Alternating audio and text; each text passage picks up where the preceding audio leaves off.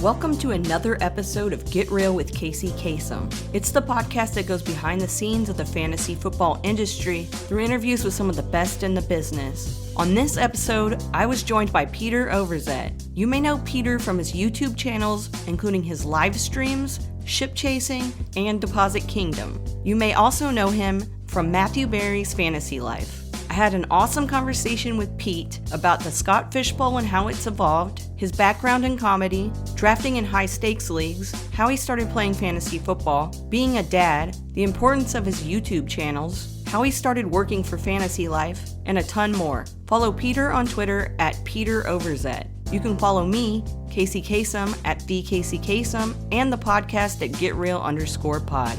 You can find my content with Rotoballer, Fantasy Six Pack, South Harmon Fantasy Football, and Optimus Fantasy. And check out SundayDreamersClub.com for some awesome fantasy football inspired t-shirts. Seriously though, the best way to help out this show is to buy a t-shirt from SundayDreamersClub.com. Also, this podcast is a proud member of the DAP Network. And now, here's my chat with Peter Overzet on Get Real with Kacey Kasem. Okay, so here we are. Another episode of Get Real with Kacey Kasem, and I am so lucky to be joined by Peter Overzet. You guys know him. I'm sure everybody knows him, but if you don't, you'll get to know him on this conversation. Pete, thank you so much for joining Get Real this morning. Yeah, I'm excited to hop on and talk some shop. We're, I feel like, just in the thick of it with actual, football content. So excited to have a little change of pace this week. Yeah, me too. And just getting back from the expo yesterday, I'm just like drained, but I'm so excited because Pete's here and he's one that a lot of people have been asking for. So I finally got the courage to ask him to come on the show. So here we are. Yeah, Pete's someone that I've been following for a while, even when I wasn't putting out content. I've been following your journey, and kind of we as the listeners kind of just want to know. We'll go back to like where it all started. Like, how was your growing up with sports? Where did you grow up? What was that whole experience like? Yeah, I played sports when I was a kid, kind of the usual stuff, did some soccer. I actually did have 1 year of playing tackle football. Like, I wanted to play so bad, and my parents didn't really want me to play. I was in 6th grade, and the only reason they said yes is because at the time my county had this division or 2 divisions where it was like a heavyweight and lightweight. And I was a really small kid. And they basically were like, we don't want you to get pancaked by, some 225-pound 6th grader. And so they're like, okay, it was like sub 80 pounds or something. They're like, fine, you'll just play with all the little guys. I had a lot of fun. Our team was awful. We were like the little giants, just like the laughing stock of the league, but I had fun. And then I wanted to play again. And they abolished those divisions. And they said, hey, in 7th grade, everyone's playing together, the big boys, the little kids. And my mom said, no.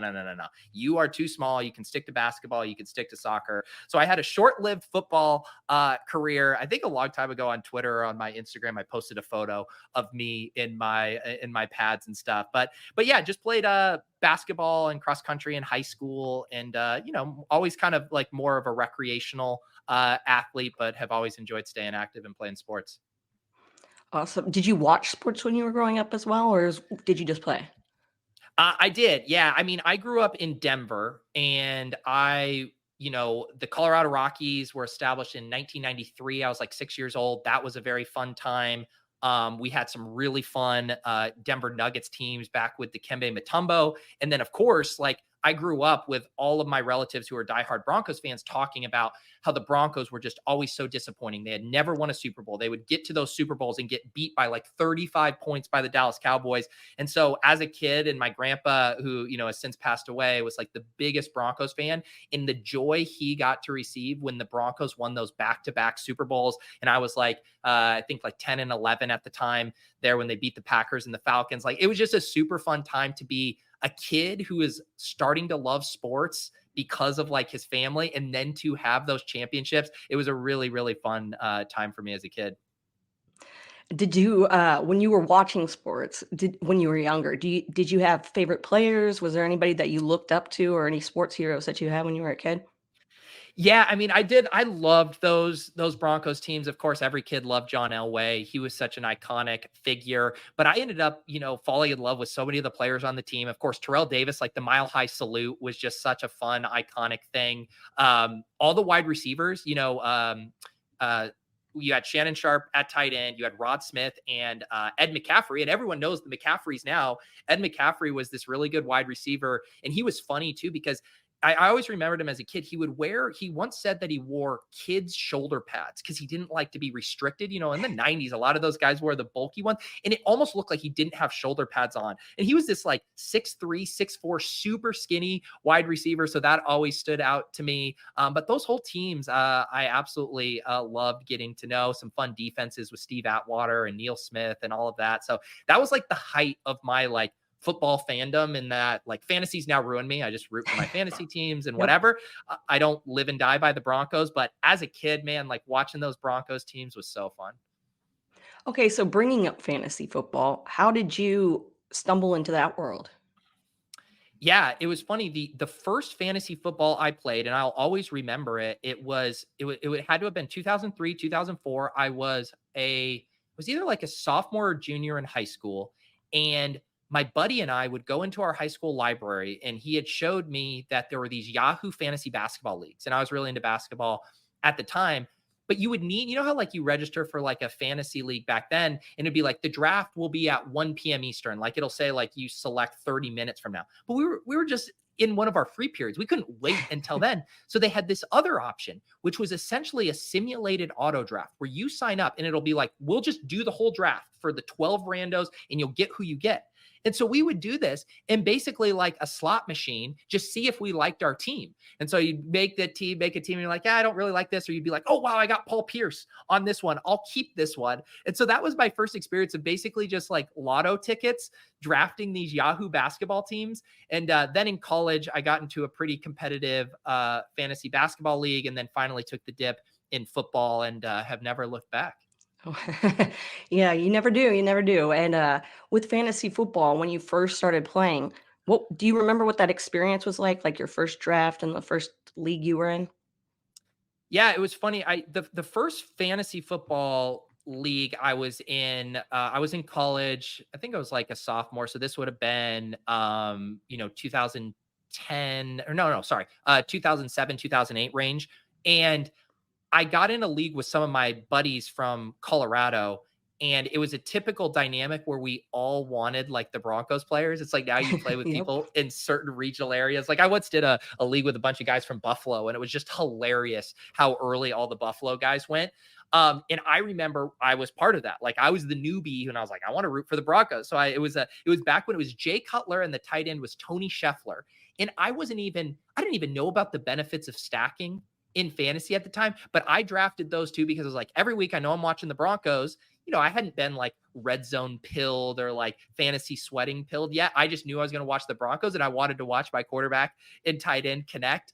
And yeah, I got hooked early. I remember it was also back when the Carolina backfield was that Thunder and Lightning tandem with Jonathan Stewart and D'Angelo Williams. And I had D'Angelo Williams on my team, and he went nuclear down the Yes. stretch. My team was really bad, and he dragged me to like the semifinals just by dropping like 30 points every game. And I'm like, this is incredible. I love fantasy football. I wonder if I wouldn't have gotten so hooked had my team just flamed out. So I might have to thank D'Angelo Williams for my obsession with fantasy football. D'Angelo Williams. Yeah, that's a name I remember like having him and just him going off and being like, fantasy football is so fun. Even I yeah. know. And then Jonathan Stewart blocked me on Twitter, but hey, what are you gonna do? Oh, wow. It sounds like there's a story there, but maybe for another day. There's a story there. People may know. I mean, basically, I said he was injury prone, and I didn't tag him, Oh, and he searched his name, I guess, and so that I said that. that's not Whatever. too bad. I mean, I was That's not a bad on your child. part. Yeah. I didn't know. But yeah, so that experience sounds like it really got you pumped to like just be in this fantasy space and put out fantasy content and all that stuff. As we go, we're going to get into that. But going back to fantasy football and starting out, like, have you done a live draft? And if so, like, what is a live draft experience like for you? Yeah, I've gotten to do a handful of live draft experiences over the years. The one consistent one I do every year, this is like going to be year 7 or 8, other than the COVID year. I go out to Vegas and draft the high stakes teams out there, generally with the FFPC. And that's just become kind of like a fun annual tradition. Like you mentioned with the expo, like my Mm, version of the expo, although I need to get out to the expo one of these years, is the high stakes drafts, because it does start to feel like summer camp. You see the same yep. people there. Our kind of community at ship chasing, generally we have a good contingent out there, and we'll have a party and watch the games together. And so those are, it's a little bit different than like a live draft experience with your buddies, right? Where you're kind of all, busting balls and, that, like, it's a little more serious because these are like $2,000 drafts and Yeah. everyone's like, it's a little more quiet and that, but that's still that rush you get of like saying a name out loud and having them put the sticker on the board is very fun. And then in the past few years, the league has been a little spotty just because of scheduling stuff, but there's been a Boston area league run by Kevin O'Brien, and there's some industry people in that. And that we've done a live draft a few times, and I really enjoy that. Like, I don't I don't draft a ton of redraft leagues just because I've figured out I'm a bad manager and I start to kind of forget to do waivers throughout the season. But the one exceptions I make is like if I can do a live draft, I'm down to do a redraft league because that's the funnest part. It really is. It really is. Yeah, I feel you. The only live drafts I or yeah, the only live drafts are usually my redraft leagues. We'll do live drafts. So totally get that. And probably wouldn't be playing in as many if we didn't do the live draft. So I totally get that. And so putting out content before that, you have a comedy background, right? You've been immersed in the comedy world. So what exactly is your background when it comes to that? Yeah, the whole kind of reason I ended up, I was playing fantasy football, and then when I graduated, I moved out to Boston. My wife is from here, and I was like, all right, I'll move out here. I don't got anything going on, and I was kind of like looking for a creative outlet and also like wanting a way to meet people. Mhm. And my brother and my friend had started doing stand up, and I was like, I think I could do that, but it doesn't sound like as fun to me. And I did it for like a summer, and it was just kind of like lonely. Like you're in the back of these open mics and no one's like laughing at each other because it's just all these, embittered comics and stuff. And I was like, this isn't that fun. I was like, you know what? I'll try out improv. I've always wanted to do improv as a kid, grew up watching Whose Line Is It Anyways? As always thought of myself as relatively quick on my feet. I'm like, oh, maybe I'd be good at this. And that kind of decision just set me down like a 6 or 7 year path of, first taking classes, then getting on house teams, some traveling teams. And through that process, one, just getting confident on stage and doing comedy and becoming a better actor, all of those things. I also met some buddies who became some of my favorite collaborators, and I found out they loved fantasy football. And the theater that we performed at, Improv Boston and Cambridge, it was like a very I don't know the word I'm looking for. Like they were very open to creative ideas. Like some improv theaters are like, hey, we have people coming in after dinner. They expect a really good show. It's going to be like this, yada, yada. And my theater's like, pitch us on a crazy idea. You want to do a Downton Abbey, spoof on improv? Go for it. And so we were like, should we try a fantasy football comedy show? And I'm so thankful we did. It was also just like a hilariously dumb idea for a live show, because it's like, it's one thing to even entertain a random crowd in Cambridge, Mass, who comes in off the street and just make them laugh. It's another thing when your jokes are about fantasy football, and it's like, what are the odds that anyone in this crowd even gets this?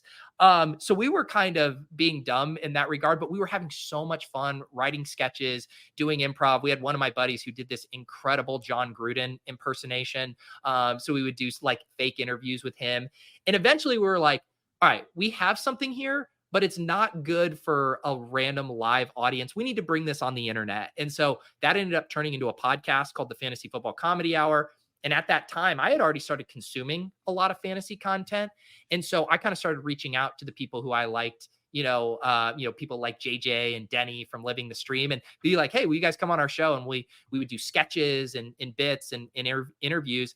And that all kind of snowballed into me feeling more comfortable making content, putting myself out there, and ended up opening up a bunch of other opportunities. And for people that are listening that are just starting out and they're trying to, get people to come on their shows, they're trying to figure out exactly what they're doing.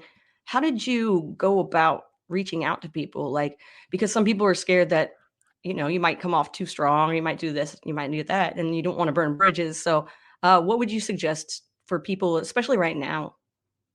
Yeah. So the thing, it's funny too, like, because how I think about this now is probably a little more different than when I was just like, no one knew who I was.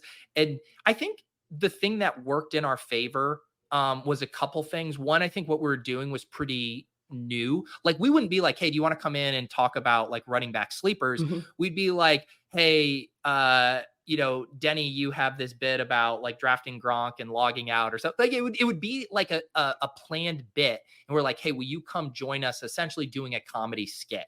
And so I think that initially was like, oh, this is different. This is fun. And the other thing, I think we were really organized and prepared. Like we told people like, hey, this is what we're trying to do. And we had our kind of shit together, so to speak. And I think the one thing when I get requests and stuff like that, like I can tell if someone, really cares about it, or if they're just like, oh, hey, this person will help me like boost my show or whatever. And, like with your setup, like you had a very organized setup. You had your calendar. You had like, I could tell you were taking this seriously and not just like, hey, will you hop on my podcast tonight? Like, I'd really like a guest. Cause I do get some of those. Yeah. I'm like, I need to schedule this stuff. Like we Yeah. scheduled this, what, like 3 weeks ago, Yeah, we 4 did. weeks ago.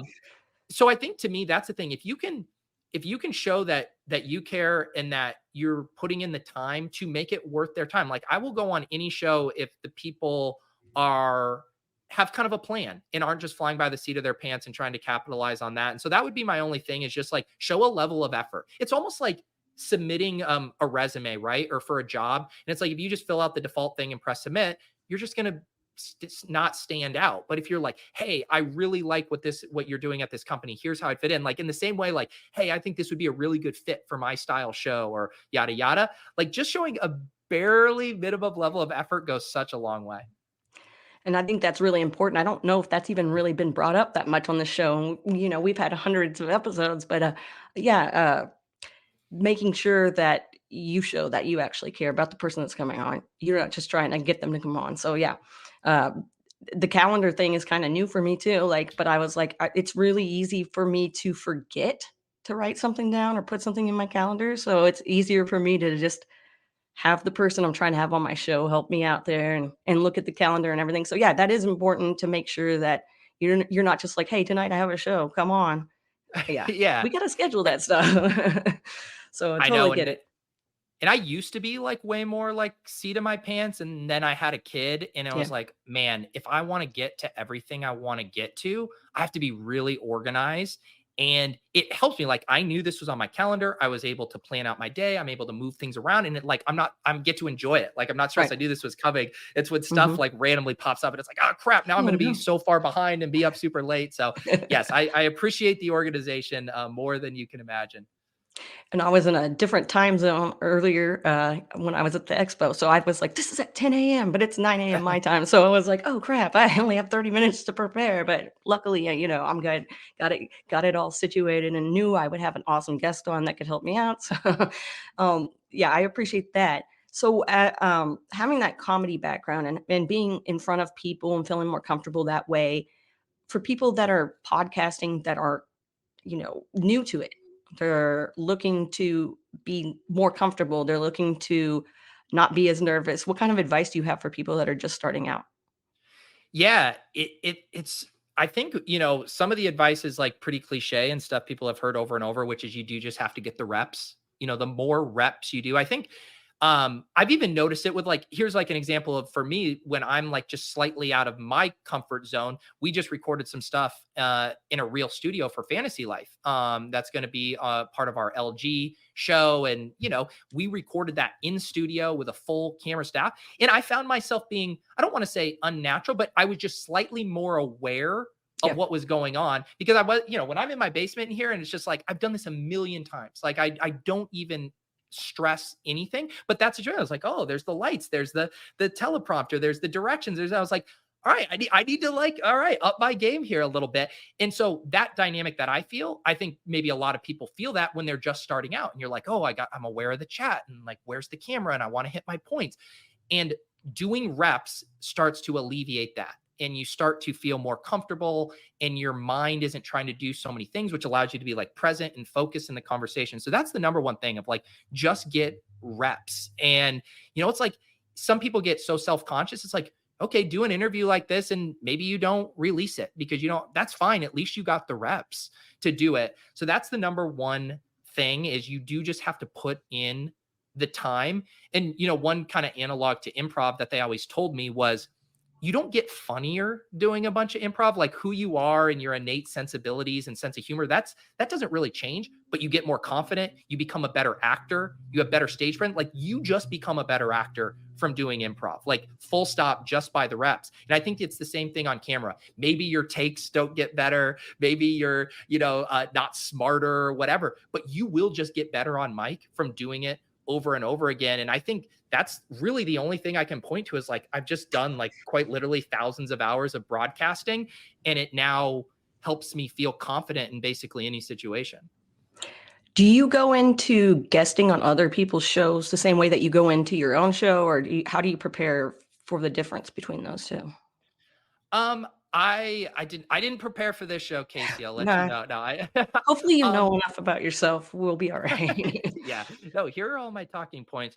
It does depend, sometimes with like the fantasy life stuff that I was just mentioning, like when we're doing the LG shows or when I was doing XM, like you are working within the constraints of specific blocks. Like this segment has to be done in 3.5 minutes. And so in that case, sometimes I will like sketch out some bullets. Like, here are my points. I want to get in, I want to get out. But then I'll do like long podcasts with my friends and stuff. And I'm just like not worried about it. We can go Yeah. on tangents. I don't have to worry about being super tight. And so it does depend on what, kind of format I'm doing. But in general, I would actually say as a negative, like improv made me a little lazy in that you can just show up. And I have noticed that sometimes the quality dips. Not that you can't be entertaining and stuff, but to hold audiences on YouTube and a lot of content, you need to be tight. You can't have a lot of fluff. And, I kind of balance that out a little bit. I have my new YouTube channel. I have 2 YouTube channels. I have my live stream channel, which is, I'll have a 4-hour stream, lots of tangents, yada, yada. And then I have the channel that's the Deposit Kingdom channel. And that's where I do pre-produced stuff. And that's mostly scripted. It's maybe more data heavy. It's basically, I'm not going to waste your time. Like we are going to get in, get out. And so I try to be conscious of like, what am I trying to accomplish? Because when you do a live stream, generally people just want to hang out with you. Your fans, they're down for whatever. If you and I go on a long side tangent here about the 97 Denver Broncos, your audience will probably be like, that's fine. But if we put this out to like a random assortment of an audience, they might be like, I don't care about that. Just get back to this, yada, yada. And so knowing what you're trying to accomplish, knowing like what platform you're using, I think that goes a long way in informing like how much prep do you need, or is this something that should be more organic and conversational? And bringing up fans, bringing up having an audience, how do you grow an audience? How did you, over the years, gain people who just, fans of your content? How did you grow the shows? Yeah, I think it's probably twofold. The first is like early on, like reaching out to lots of guests. I don't think if we just started doing that show, the Fantasy Football Comedy Hour, and it was just us, like, I don't know how we would have grown organically. I guess maybe back then, people would search fantasy football like in an app and something and be like, oh, maybe Fantasy Football Comedy Hour pops up and it's like, there's fantasy football, the fantasy footballers or whatever. Maybe we would show up. But I think the real way was having guests on that I think shared our sensibilities, that, they were analysts that we also thought were kind of like fun and self-deprecating and were willing to approach things in a humorous way. And so then their audience, would come and check our show out because of the guest, and then maybe they'd stay. And so I think really reaching out, and that helped us early on too. Like someone like Scott Fish, and I don't need to sing Scott Fish's praises because everyone knows what a good guy is, but this is like another like under the radar incredible thing Scott Fish did early on. He had reached out to us and he said, you guys should have a website. And I was like, Scott, like we're 3 months into this podcast. Like I barely just figured out the podcast hosting. Like, I don't think anyone's coming to this website. He's like, what if I build you a website? And I'm like, Scott, that's really nice of you, but we don't have a budget for this. Like, I just don't think and he's like, no, I'll just make you a website. And so he made us a website. We were like 3 months into our podcast. No one knew who we were. Scott had literally nothing to gain from that. We couldn't do anything in return for him. And he made us a website. And so people like that who were gravitating to what we were doing and supporting it early on, I think really helped it grow. And then the second prong, I think, is just over the years, I've really tried to be uncompromising about only doing some stuff that I like. And there's lots of, I think, I don't want to say shortcuts, but like you can kind of triangulate, oh, people like X kind of content, let me make that. And not that that's bad. That can be a recipe for like finding people or giving people the content they want. But what I always worried about with that formula is that I would burn out. And because I wouldn't actually be passionate and interested Hmm. about it. And so much of my content has been like, hey, I'm going to draft a bunch of best ball teams. What if I just stream them? Like, I'm going to enjoy that already. Or I'm going to make my DFS lineup on Sunday and I'm going to scrutinize it on Monday morning and see what went right and what went wrong. What if I just recorded that? And so just doing the kind of things that I would otherwise do or find enjoyable. Um, it's like, oh, I'm going to co-manage these teams with my buddies, Pat and Ben.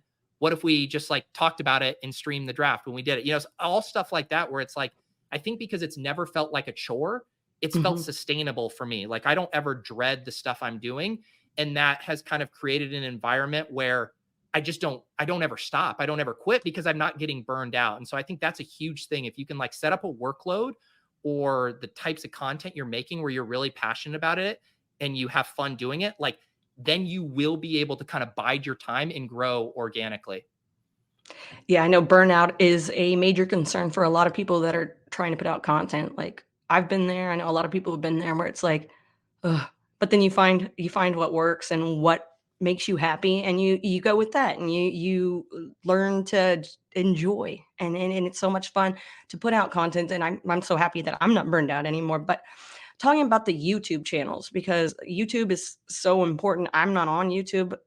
Everybody tells me I should be. But YouTube is very important right now, especially it's growing and growing. Can you just explain more about like how those YouTube channels came about and what exactly you do on your YouTube channels? I know we kind of briefly touched on it, but I know more people are interested in it. Yeah, my one main YouTube channel, the Pete Overzet one, it's like had lots of twists and turns over the years. I actually started using it. I had this character. This was back coming out of the fantasy football comedy hour, when I knew I wanted to do some more fantasy content, but I still wasn't ready to do like analysis or whatever. I was just more of a fan, but I like doing comedy. And so I had this character called Pete Manzanelli, who was kind of like a spoof of like a DFS poker bro, like kind of Guido type character. And I started doing like comedic videos that I would just post on that channel. And that's how I met some of the DFS guys.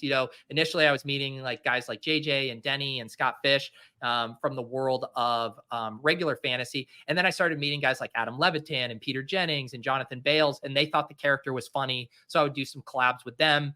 And that was a lot of my early YouTube content. Then it kind of morphed into, I started doing more DFS content. I really started to like doing that. And so I had like, I called it a bankroll challenge, where it's like I'd have my $100 entry each week and I would recap it. And I was really bad at DFS, but I was at least getting better at streaming and could kind of do an entertaining recap show. So I had a lot of content that was then DFS focused for a couple of years. And then best ball started to pop up. And I was like, this seems really fun. I can draft all these teams, but I don't have to manage them. And also, no one was streaming drafts at the time. I was like, oh, this would be a fun thing. Like I've already done this kind of for DFS, and streaming a draft is way more fun than even like building a team on stream. So then I kind of just dove into that. And now my channel is kind of like a mixture of all that. Off season, tons of best ball; in season, more DFS. And so, yeah, that's what it's kind of evolved to. And then, like I said, because of like not getting into the nitty gritty of like the YouTube algorithm stuff, like it views like live stream content and like pre-produced content differently. And I found when I was like mixing those on the channel, like the videos I would spend all this time on were just getting treated like a 1 hour off the cuff live stream. And I'm like, no, no, no, algorithm. I put a ton of work into this. Like, this is a different video. Right. Like, it should go to a different audience. And the algorithm's like, sorry, Peter, it's going to your same audience and blah, blah, blah. And so when I split that, I finally started to have some more success because the algorithm is like, okay, people come to here for this, they come to here for that, and they are kind of separate audiences. So yeah, lots going on in YouTube, but it's working out okay. And you brought up Matthew Berry's Fantasy Life, and I know a lot of people probably know you from over there with Fantasy Life. How was that experience been? How did it start, and how do you see yourself in the future with that brand as well? Yeah, I love Fantasy Life. I got synced up with Matthew. I think we're coming up I think it's literally 4 years ago was when I first started writing the newsletter for Matthew. It was right around this time he had reached out to me. And, everyone knows Matthew's fantasy life brand. He had his book, he had, his merch store. And he basically was like, hey, I have this really big email list and we just use it to promote like my books in the store. But I think it has so much more potential because this is a really engaged fantasy crowd. And he's like, I would love to start, building out a fantasy newsletter. Like I've seen the success that some other newsletters have had in different spaces. And there were some really successful fantasy newsletters, like Football Guys had a really big one at the time. And he's like, I kind of like your style. I like your voice from what I've seen. Would you be interested in writing this? And it hit me at like the perfect time because for my day job, at the time, I did a lot of writing. I was a copywriter. I did marketing, but all of my fantasy content was all video and audio, partly because I like wanted a break. I was like, during the day I write for my job, but I'll have my fantasy content be video and audio. And so I was like, you know what, this could be kind of maybe long-term, something that helps me transition out of my day job. And I do kind of writing as my, my new fantasy gig. And so I just kind of put my head down and wrote that as a daily newsletter for, ended up being about 2 years, just like me and Matthew. And I mean, Matthew would basically just give me full autonomy. I would write it, I would send it to his team, and they would send it out on the email list. And I did that for a couple of years. And Matthew said, all right, Pete, like we're going to turn this into a real company now. And he hired Elliot, who is, of course, our CEO, a couple of years ago. And now, Fantasy Life has exploded. We have over, double-digit full-time employees. We're doing so many stuff across different verticals. We had a magazine this year. We got the Sirius XM. And so the newsletter is still like a core of what we do. And I write that 5 days a week right now. And it's just been cool to have that opportunity to kind of get to build Fantasy Life and to kind of see what it's blossomed into today. So yeah, I feel very fortunate. Hey everyone, Kacey Kasem here. I want to take a moment to tell you about Sunday Dreamers Club, my fantasy football inspired t-shirt store. If you're looking for unique, stylish, and comfortable apparel that showcases your love for fantasy football, look no further than sundaydreamersclub.com. Whether you're gearing up for the next big game, hosting a draft party, or just want to sport some awesome gear, Sunday Dreamers Club has got you covered. With a variety of designs and styles to choose from, there's something for every fantasy football fan out there.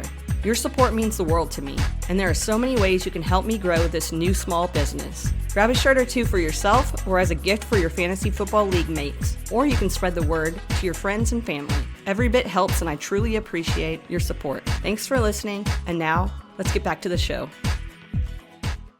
And when you were growing up, did you have a job that you wanted, a career that you were looking at? Everybody wants to be a firefighter or a teacher or whatever. What did you want to be when you were growing up?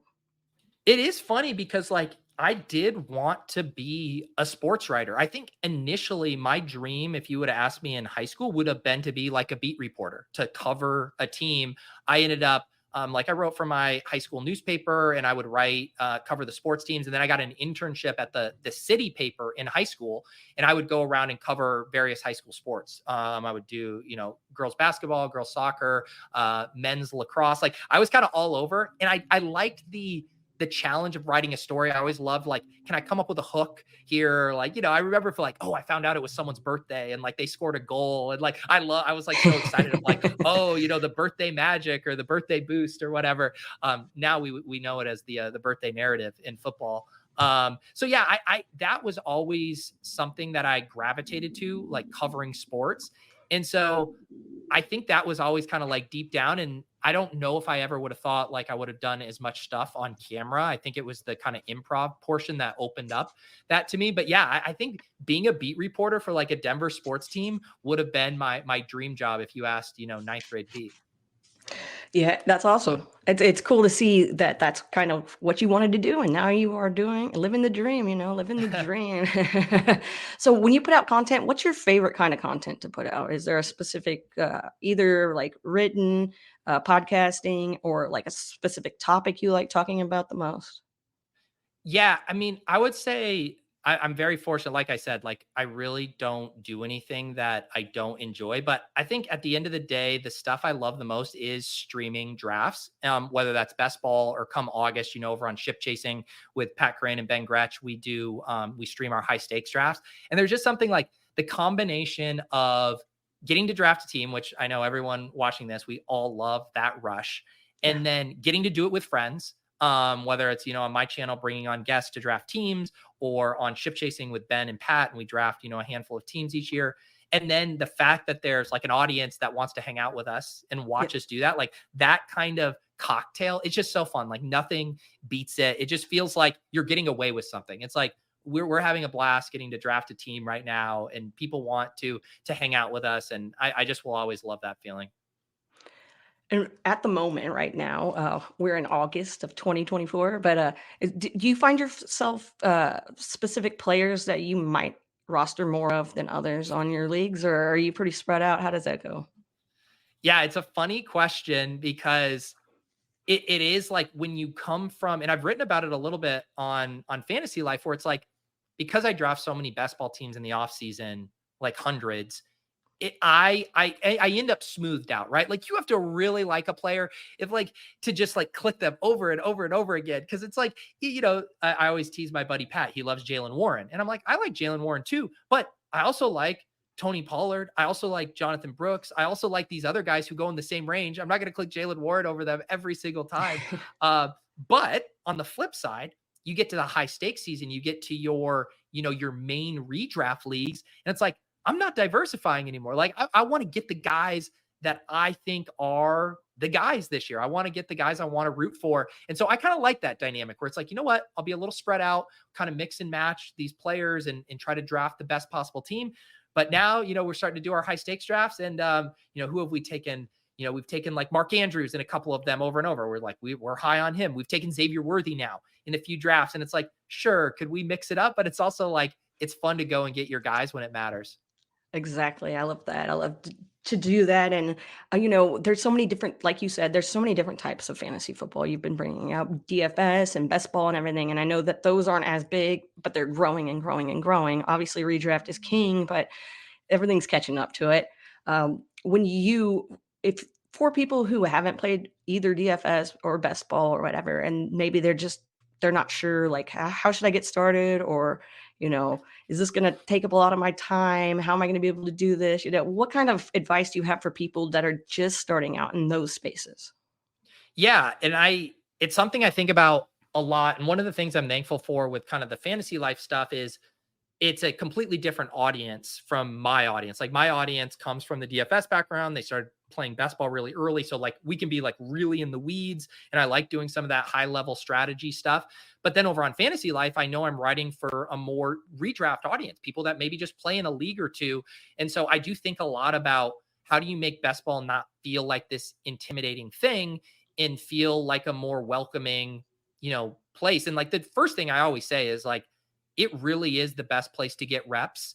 And if you do a few drafts, like you will go into your home league and feel like you can just run circles around your opponents. And there's a couple reasons for that. It's basically the ultimate mock draft, right? Where I always remember I would go into those ESPN mock drafts because I wanted to practice. I wanted to get ready. And someone would take Tim Tebow first overall. I'm like, you're not taking this seriously. You're just screwing around. And now my mock draft isn't even helpful. And so, these underdog mock drafts, they're real drafts where people have skin in the game, money on the line. And so they draft real. They're trying to win. And because of that, you're in a really competitive environment. And now when I go look at redraft leagues or I hop in a different draft, I just feel like I know all the angles. I know this guy's a value. I know where kind of he should be appropriately valued. And so that's the one thing I say is like, just do a couple of the low dollar underdog drafts as just the ultimate mock draft. Yes, you might have to spend $3, $6 to get in one of the smaller entries, but you will get a nice return on that investment when you go into your home league. And then there is just some education stuff about the scoring settings, the roster settings, how best ball scoring works differently than managed leagues. And I've done a series last year on Fantasy Life of just kind of like the basics. And there is some nuts and bolts you have to know because like, it was funny you were talking about like getting your guys in best ball, like the available players that you can target is really wide. It's almost like every guy has their price because they can fit into a team. You need to have 2 to 3 quarterbacks. You need to have 2 to 3 tight ends just structurally. So a lot of players are available. In redraft, it's like knowing that you can cut a guy and move on. I play really aggressive in redraft. Like, let me just chase upside. I don't need to like get that second tight end. It's like, you know what? If Trey McBride gets hurt, I'm going to be very sad, but I'm going to go pick someone else up. And so it is a pretty big different shift. And there are some just table stakes of like, you need to do these things structurally. You need to have some stacks the way these tournaments work. Otherwise, you are going to lose. So I try to impart that of like, you do have to have a little bit of game theory. You can't just go in and draft a team like you would a redraft team, but just conceptually, the way the players are ordered, how they're valued, it's an awesome place to kind of get your toes wet, and it will make you a better player across your other formats. When it comes to trading in certain fantasy leagues, are you a fan of making trades? How is trading when it comes to Pete? You know what? Most of my trading would take place in my, I'm in a couple dynasty leagues, and that's really the one place. Most of my redraft leagues, the way the high stakes ones work is there's no trading. Right. And I think it's just like a contest integrity issue when you have that kind of money on the Yeah. line, and Get that. it would be kind of ripe for collusion there. And so, yeah, I'm not in a ton of redraft leagues that have trading. In dynasty, I will be the first to admit, I used to be obsessed with it. I used to love it. I had a co-manager of one of my dynasty leagues, and I remember we'd get on the phone and we'd be like hammering out these trade details. And now I literally just don't have the time, because you know how it goes, right? Like you start an email thread or a DM thread, and it's like back and forth, dead end. And it might be like an hour.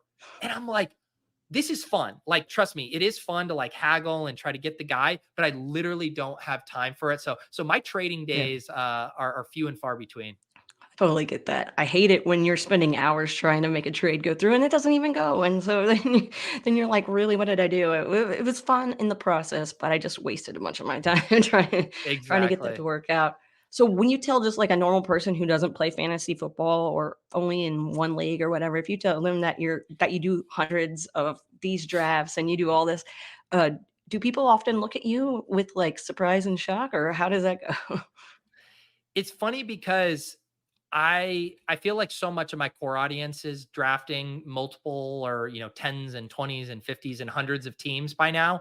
It is interesting on my Deposit Kingdom channel because those videos are finding a bit of a new audience, a wider audience. And some of the comments they'll be like, you can put 150 entries into this contest. And so they'll be like, yeah, I would win too if I had 150 entries. And I'll be like, well, the math says even with 150 entries, you'll get a team to the finals once every 8 years. So good luck with that. No, that's the sober part of it. But yeah, it is interesting to see some of the comments. I do get lots of people asking me like, hey, you're talking about underdog targets. What about in ESPN? What about on Yahoo? So there is definitely, because I think best ball content is growing, and some of the biggest content creators, guys like Fantasy Flock, guys like Nick Arcolano, they do a lot of underdog stuff, but have a really casual, big audience.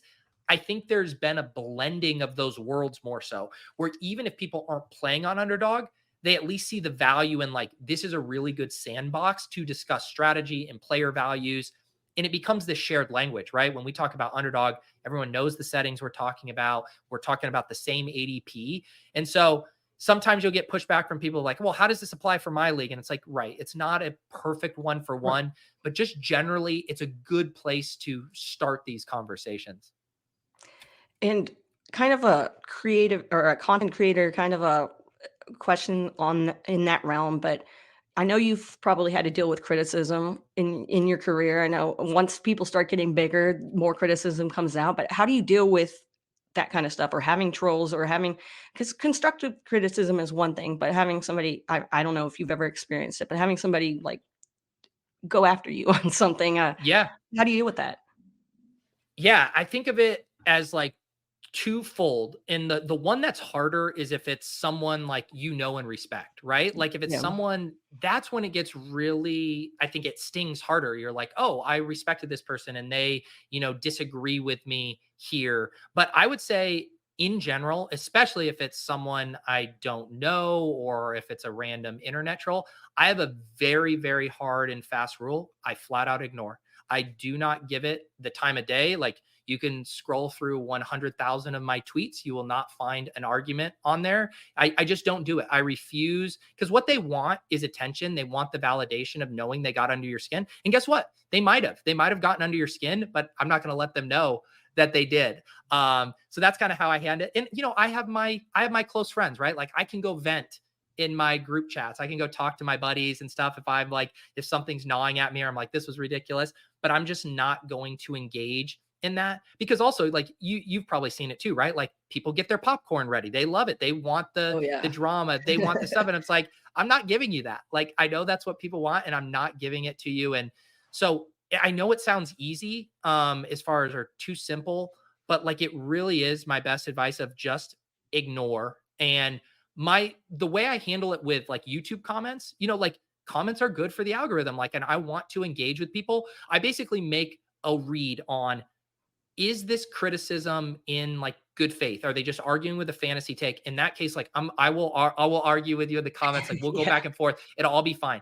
Yeah. Is it like an ad hominem attack? Is it just like I don't like you or I don't like your whatever it is that they say? In that scenario, I probably will just mute or hide them from the channel. Like I'd be like, if you're not actually being constructive, if you're literally just being a jerk. So in both, I guess I will engage if you really just want to debate fantasy. If they're like, Pete, you keep talking about Malik Neighbors in the third round. That's way too expensive for a Giants rookie wide receiver. I will have that conversation and debate with you. But if you're just like, you're an idiot, like, yeah, I'm just not gonna, I'm not gonna deal with that or engage with it. I get that. Yeah, it's better to just not. It's better to for your mental health, for everything. Just better to just not engage. And the fantasy football industry has grown so much over the years. When you first started to where you are now, like how have you seen? Like, what have been some of the biggest changes you've seen over the years? I think for me, the biggest shift has been observing all of the like sub communities within fantasy that have popped up. Like I I, I feel like when I first started, I remember I've told JJ this too. Like it must have been back in like 2010. I had been on Twitter for a year, and I had a burner account where I would ask JJ questions on Twitter, like start sit, just like the most normie stuff. And I think back then it felt like there was more of like a monoculture of like, hey, you had CBS, you had ESPN, you had Yahoo, you had some of these upstart guys like JJ and Denny, you had, the football guys, but it was like everyone was talking about the same redraft concepts. Like it was just redraft. Like that's what it was. And now there's so many huge sub communities. There's best ball, the dynasty sub community, like on YouTube and on Twitter is massive. There's obviously like the communal aspect that Scott Fishbowl has almost its own sub community. There's the DFS world, which is its entirely own entity. There's the high stakes world like that I dabble in, and those people have their own, cult of personalities and all of this stuff. And so that's what I think my mind is constantly blown at how much fantasy now can support all of these different little niche pockets. And so that, and there's pros and cons. Like it was fun in the same way. It's like everyone used to watch the one TV show, the one, in the 90s, it was Yeah. like you watched Jerry Seinfeld and the one, Jurassic Park came out and everyone went. It's like now we all have a million things. I'm watching this show on Hulu Plus. You're watching this one on Apple. Maybe we end up watching the same show, but it's great for like the consumer. But sometimes going back to that shared language standpoint, it is like sometimes talking to a dynasty player for me could feel like a foreign language. I get that. And you did bring up the Scott Fishbowl, and you were talking about Scott's influence with you earlier about how he helped you with the website and everything. So I'm guessing you're a part of the Scott Fishbowl. How has your experience been with the Scott Fishbowl? How many years have you been, and do you like your team this year? Yeah, one of the awesome things we were so excited about is I started playing in the Scott Fishbowl back when we started the Fantasy Football Comedy Hour. And, Scott, when he was so supportive of what we were doing, and he got, myself and my co-hosts actually aren't even in the fantasy space anymore. They're dads and they were doing comedy and they had day jobs, and it just ended up being too much. But like even those guys were in the Scott Fishbowl for multiple years. And so, yeah, that's another thing that's been crazy to watch it evolve. Over the years and how big it is and what a scaled operation. But the thing I love the most about the Scott Fishbowl is, to me, it always feels like this signals that the new fantasy season is here. Because we started drafting best ball teams like literally in January. Underdog posted a new contest. The Super Bowl hadn't even been played yet. But to me, when I'm like, oh shit, it is time for a new fantasy season, it's when Scott Fishbowl drafts kick off, the first kind of redraft league that I've done. And I just love that feeling of like, oh man, the new year is in the air. And you brought up your wife earlier, and I know that you're a father as well. How important has your family's support been through this whole career journey, and share a little bit about that. Yeah, I mean it's massive. I think one of the like double-edged swords, like everything I get to do, like it's both work and it's both play, right? Right. Like it's weird to be like, hey, I have this draft tonight, that I'm gonna go and shoot the shit with my buddies for 3 hours, but it also is work in a Yeah. way. And so I think sometimes like because you could go to the extreme in one direction or the other, right? If I was always like, well, this doesn't matter, like I don't have to do this, like I can let me just free up more time, then it's like, well, then I'm doing nothing. Like so Yeah. I think that's the thing that messes with my brain sometimes, is like it feels dumb sometimes to be like, okay, hey Lauren, can you cover for me? I got to go do this thing that's essentially a comedy bit about fantasy football, and yet it is my work. And Yeah. so finding that balance has been, I don't want to say tough, it's just been an adjustment. And Lauren she's so supportive of me even before having a kid. She's always been like, she knew I wanted to make this a full-time gig. And so for a while there, like a lot of people, like I had my day job for 3 or 4 years while I was doing fantasy content and just doing it at night. And there would be a lot of nights we wouldn't hang out because I'm like, hey, I got to edit this video, I got to stream, I got to do this. And she was so patient and understanding, and I think kind of appreciating what I was going for and knowing, hey, this will pay off someday. And now in the same way, when I have to go do stuff or do travel for Underdog and her, handling April on her own, and I always hate leaving her, and not being around to help out because we do so much kind of co-parenting stuff. But she's incredible. She's awesome, and it's allowed me to do this kind of stuff guilt-free. And I think have success in a way I wouldn't have if she didn't, give me that space to kind of grow. Yeah, right on. I love giving spouses, family, I love giving them their shout outs on this show because they are a big portion of this, that their lives are affected by what we're doing. So, yeah, it's good to have that support. What has been the most rewarding part of your work in the fantasy football industry? Man, yeah, there's a lot. I mean, I do think like the most rewarding thing, and again, it's to get one of those sounds like a cliche aspect, the community and the friendship stuff, but it really is true. Like, I think a lot of times I'll realize like, man, I didn't really leave my neighborhood. I go outside, we go on walks. I like to work out around here, but then I'm like, I didn't even like drive anywhere. I have stuff delivered. I have my family here. We got everything we need. And sometimes I would be like, oh man, is that a bummer? Like I don't have this outside social life, or I'm not, like hanging out with other people. I'm like, no, wait, like my social life is online. It's like all of my group chats and the audience and the people I hang out with in Discord and on Twitter and all that. And I feel so fortunate that I have like this robust social life online. And it feels weird where it's like I'm feel fulfilled in that way. I'm not like seeking it out, like, oh, I have to go do this, because I'm getting Right. so much of that from this online ecosystem. And I think that's just been the most fulfilling aspect of this. And to have, a fan base and people who enjoy what you do, and a lot of friends who share similar sensibilities. It's just like, I feel like, when you move away from your high school, your college, like I'm still close with my college friends, but like, it's just not realistic for us to talk constantly like I'm able to do with my fantasy friends who I collaborate with and who I work with. And so I'm just thankful that the people I work with, I consider, my friends, and I genuinely get to look forward to hanging out with them. Yeah, that's such a rewarding part of the whole thing. Do do your friends that aren't in the fantasy football space, do your friends hit you up for fantasy football advice, especially around this time, or how does that work out for you? It's funny you say that. I had a few friends, and then I stopped giving them advice because they would pull this move. There was two moves, right? They either ask you for advice and then they argue with it. I'm like, why are Mhm. you asking me for advice? It sounds like you have this figured out. Like if you're asking me to pick between these two players and I say the one I would do, and you say, well, don't you like this about the other guy? I'm like, you just asked me. If you I gave you my opinion. So I that get that. happened. Or if I'm wrong, then they troll me like 6 months later. And they're like, hey, you told me to draft this quarterback instead of this one, and now he sucks. And I'm like, yeah, I'm sorry. Like my pick was wrong. It's like, stop looking a gift horse in the mouth. So I think with my buddies, like I'm more willing to accept trolling from people online. But it's like, if you come to me and ask for advice, don't make my life miserable. And so I think literally some of those guys, they just know not to ask me anymore, because I'm just like, what are we doing? You already have your mind made up. Like, if you want to go look at Yeah. my column or my ranks, go ahead. Yeah. And I get that when I was writing for the fantasy footballers, I joined a new league doing a live draft with my friend, and all of her friends were like, at the end of the season, like, I thought you wrote for the fantasy footballers. Why'd you come in fifth place or some crap like that, you know? So Yeah. you just got to deal with that kind of stuff. But um, what about like in your free time? I know fantasy football is like amazing and it's a big part of your life, obviously. But what do you like to do when you're not doing DFS, best ball, this fantasy stuff? What are you doing? Yeah, I think, the summer, I always enjoy, we like taking, now that April's getting a little older, kind of like our options for things are increasing.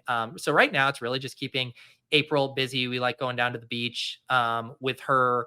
And I like staying active. For me, like being able to work out a few times a week, it just like helps get me in the mindset for these long days. And I just like really like the positive momentum with that. So I do a lot of like mixed stuff between like lifting or running. I kind of like mixing it up there. And yeah, I think right now it's like so much of my stuff is just like focused around April. I'm realizing I don't have a ton of outside hobbies outside of my fantasy football stuff and my my working out. But I love taking April. I take her to a gym class. I take her to swimming lessons. Anytime we get a free second, I take her to the park. And so just basically entertaining April is my favorite hobby right now. That's awesome, that's awesome, and having a child, I'm sure it has made your life, like, a million times better, but, how is it being a girl dad, and what's that experience like? Yeah, it's awesome. It kind of, it changes everything. You have to be, I real, it's easy to be selfish, like Mhm, when you don't have a kid and you can kind of like orchestrate your time. And so that part has been the biggest adjustment of like, and why I was talking about the calendar stuff is because like mhm, I have to plan out everything. Like if I yep. want to get this done, but having April, it's just like made everything, it's put everything in perspective. I've noticed that, if say something's not going my way or how I want it to, or just these little, nuisances that would normally pop up, I'm like, it's not a big deal. Like I feel like when I didn't have the kid, I would put like all my attention on this thing of like, oh, I want this to do better, or ran into an issue here and it's like consuming me. And now I'm just like, it's fine. Like it'll work itself out. Like April just became the center of like things I care about. And of course, I stress over stuff with her and making sure everything's good for her. But I've appreciated the focus, or I should say the perspective, like that having a kid gives you on everything, where you're like, I just want to enjoy and savor so much time with her that it's made everything else that's a little more trivial not seem like such a big deal. And I've really appreciated having that. Like you look at her and you're like, yeah, nothing else matters. And I like that. I love that. That's so good. That's so awesome. I know we haven't touched on everything, but we're wrapping up this hour, and it's sad to have to say goodbye to Pete. But before we go, why don't you just kind of let everybody know anything else that you got going on, and then like all the stuff that you're working on, where you're at, and all that fun jazz. Yeah, mentioned a few of the different places over the course of the show. It is a lot, so I understand. But yeah, the main stuff is got a couple of the YouTube channels. I have my live stream channel if you want to see best ball drafts. I have that Deposit Kingdom channel. Which is more kind of like evergreen strategy videos. Like if you are trying to get into best ball, what's nice about them, they're 20-25 minute videos, really get in, get out. We'll give you a high level overview. And then I said, my ship chasing shows, if you want to watch us do some of those high stakes drafts, we always have a ton of fun over there. And then all my writing is on Fantasy Life. I write that newsletter Monday through Friday, completely free newsletter. And I think it's a great mix of, I'll let you know the most important news overnight. There's lots of guest contributors, strategy stuff. We have a section called the water cooler, which if there's any kind of funny links, like I just saw today, Will Levis has his own line of perfume that is mayo based. I don't know if you just saw that. It was No, I did not see that. Oh man. Oh yeah. man. So that will be in the water cooler tomorrow. And I do a regular column as well for Fantasy Life, sometimes comedic, sometimes, fantasy strategy based, but that's where you can find all my writing. So yeah, those are the best spots. The YouTube and Fantasy Life there is where you'll get the majority of my stuff. Awesome. Yeah, and I'll link everything in the show notes so you guys can go check out Peter's stuff. He's got so much awesome work, and I'm going to have to check out that mayonnaise perfume because my friend hates mayonnaise. I'm going to buy that for her next birthday, and she's going to have to enjoy. So I can't even imagine what that smell. I don't want to even think about that right now. But yeah, everybody, please go check out Pete's work. Please subscribe to the newsletter. Check out the YouTubes. And also, make sure you come back next week for another episode of Get Real with Kacey Kasem. And remember to stay rad.